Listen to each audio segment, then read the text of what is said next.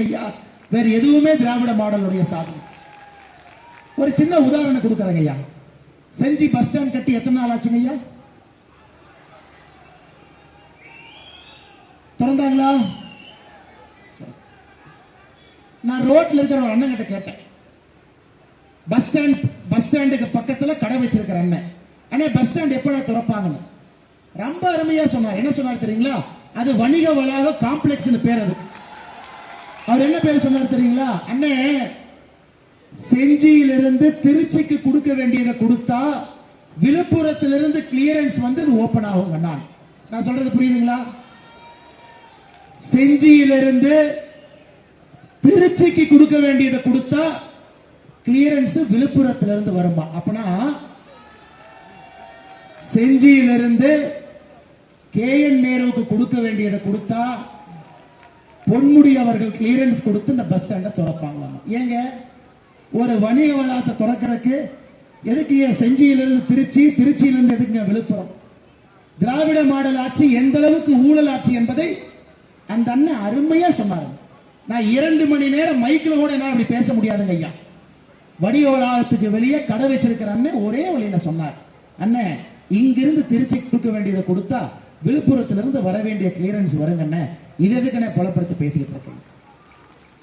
இந்த அளவுக்கு மோசமான ஒரு நிர்வாகம், இந்த அளவுக்கு ஊழல் இருக்கக்கூடிய ஒரு நிர்வாகம், உச்சந்தலையிலிருந்து உள்ளங்கால் வரை லஞ்சம் லஞ்சம் லஞ்சம் என்று பேசுவது மட்டும்தான் திமுக அரசினுடைய ஒரே ஒரு சாதனையாக இருக்கிறது. சகோதர சகோதரிகளே, வேற எதுவுமே சாதனை இல்லைங்க.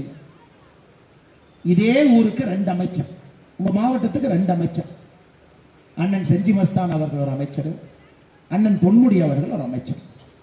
சமீபத்தில் பொன்முடி அண்ணனுடைய வீட்டில் அமலாக்கத்துறை ரைடு பண்றாங்க. உடனே திமுக காரன் கேட்கிறாங்க, அண்ணே மத்திய அரசு காழ்ப்புணர்ச்சி, எங்க அண்ணன் ஊழல் பண்ணிருக்காரு ஒத்துக்கிறனே, எப்ப பண்ணாரு? 2007 இருந்து 11 வரைக்கும் பண்ணார். அந்த கேஸை எடுத்துட்டு வந்து நீங்க 2023 ரைடு பண்ணா இது நியாயமா தர்மமானு கேட்டார். திமுக நியாய தர்மத்தை பாருங்க. அந்த உடன்பிறப்பு நண்பருக்கு சொன்னேன், அண்ணே அப்படி இல்லைன்னு, இவர் ஊழல் பண்ணது 2007 இருந்து 11 வரைக்கும் தமிழகத்தினுடைய கனிம வள அமைச்சராக இருந்தார். இதற்கு முன்பு திமுக ஆட்சி. செம்மண் மைனிங் எங்கெல்லாம் இருக்கோ இவருக்கு பிடிச்சவங்க எல்லாம் கொடுத்து ஊழல் பண்ணார். அதான் கேஸ். ஆனா இன்னைக்கு புலனாய்வுத்துறை ரைடு பண்றது அதுக்கு இல்லைங்கன்னு. அண்ணன் பொன்முடி அவர்கள் ஒரு கம்பெனி வாங்குறாரு UAE-ல, எங்கீங்க துபாயில். கம்பெனியினுடைய பெயர் யுனிவர்சல் பிசினஸ் வெஞ்சர் FZT என்கின்ற பெயர். அந்த கம்பெனி பேருங்கய்யா. நீங்க சொல்லுங்க, இங்க இருக்கிற நீங்க எல்லோருமே பெரியோர்கள், தாய்மார்கள், இளைஞர்கள் படிச்சுட்டு வேலைக்காக நின்று இருக்கிறீங்க. நீங்க அண்ணனுடைய பிசினஸ் மாடல் பாருங்க. பொன்முடி அண்ணன் பிசினஸ் மாடல் சில வருடங்களுக்கு முன்பு 41,57,000 ரூபாய்க்கு இந்த கம்பெனி வாங்குறாருங்க. எங்கீங்க துபாயில, இவருடைய பினாமி பேர்ல. சில வருடங்கள் கழித்து 2022ல 110 கோடி ரூபாய்க்கு விற்கிறார். நான் சொல்றது நல்ல கவனமா கேளு. சில வருடங்களுக்கு முன்பு பொன்முடி அவர்கள் பினாமி மூலமாக துபாயில யுனிவர்சல் பிசினஸ் வெஞ்சர் FZT என்கின்ற நிறுவனத்தை 41,57,000 ரூபாய்க்கு வாங்குறாங்க. 2022ல 110 கோடிக்கு விற்கிறார். அப்ப புலனாய்வுத்துறைக்கு நீங்களே வெத்தலை பாக்கு வச்சு ஆராத்தி எடுத்து வீட்டுக்கு வான்னு சொன்னா வராமையா இருப்பாங்க? 41 லட்சம் ரூபாய்க்கு வாங்கின நிறுவனத்தை 110 கோடி ரூபாய்க்கு. ஆனா இங்க இருக்கிற இளைஞர்களுக்கு வேலை வாய்ப்பு கிடைக்காது. விழுப்புரம் மாவட்டத்தில் இருக்கிற இளைஞர்களுக்கு வேலை வாய்ப்பு கிடைக்காது. இவங்க கொள்ளையடிப்பதற்கு, இவர்கள் ஊழல் செய்வதற்கு பணம் வேணும். ஆனால் தொழிற்சாலைகளை விழுப்புரத்திற்கும் செஞ்சிக்கும் கொண்டு வந்தால் நம்முடைய இளைய சமுதாயம் எதற்காக சென்னைக்கும் பாண்டிச்சேரிக்கும் எதுக்கு ஐயா போறாங்க? இதே ஊர்ல வேலை பார்ப்பாங்க. வரும்போது ஒரு சகோதரர் என் கையை பிடிச்சு ஒண்ணு கேட்டார், அண்ணே எங்களுடைய தலைமுறையில ஒருத்தர் கூட அரசு வேலை இல்லை, 8 தலைமுறையில ஒருத்தர் கூட அரசு வேலை பார்க்கல, உங்களுடைய கட்சி ஆட்சிக்கு வந்த அரசு வேலை கிடைக்குமா?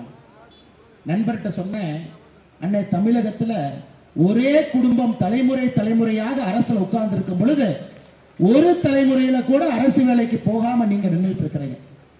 இதற்கு ஒரே ஒரு விடிவெள்ளி பாரதிய ஜனதா கட்சி மட்டும்தான்.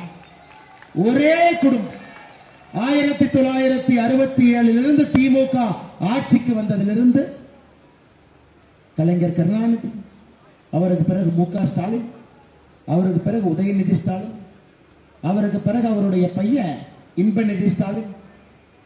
என்னங்க ஐயா நடக்குது? அப்ப திமுக தண்ட காலம் பூரா போஸ்ட் அடிச்சு ஒட்டுறதா உங்க வேலையா? ஆனா இன்னைக்கு நான் இங்க தைரியமா சொல்றேங்க ஐயா, பிரதமர் சொல்றார், 10 நாட்களுக்கு முன்பு பாரதிய ஜனதா கட்சியினுடைய எம்பியினுடைய கூட்டத்தில் பிரதமர் சொல்றார். என்ன சொல்றாரு பாருங்க, இனி யாருமே பிரதமர் அவர்களை மோடி ஜின்னு கூப்பிடக்கூடாதாம். நம் பிரதமர், நம்முடைய பிரதமரை மாண்புமிகு மோடிஜின்னு கூப்பிடக்கூடாதாம். பிரதமரே சொல்றார், நம்முடைய பிரதமரை எந்தவித அடைமொழி கொடுத்து கூப்பிடக்கூடாதாமா. பிரதமர் சொல்றாரு, நான் ஒரு சாதாரண மக்கள் சேவனுங்க, என்னை மோடின்னு கூப்பிடுங்க போதும். இதுதாங்க பாரதிய ஜனதா கட்சிக்கும் தமிழகத்தில் இருக்கக்கூடிய கட்சிகளுக்கும் அடிப்படை வித்தியாசம். எத்தனை புனை பெயர், எத்தனை பட்ட பெயர், எத்தனை பேர் அப்பா அம்மா வச்சது ஒரு பேர். இங்க அரசியல்வாதிகளுக்கு அவங்க பேருக்கு முன்னாடி பேரா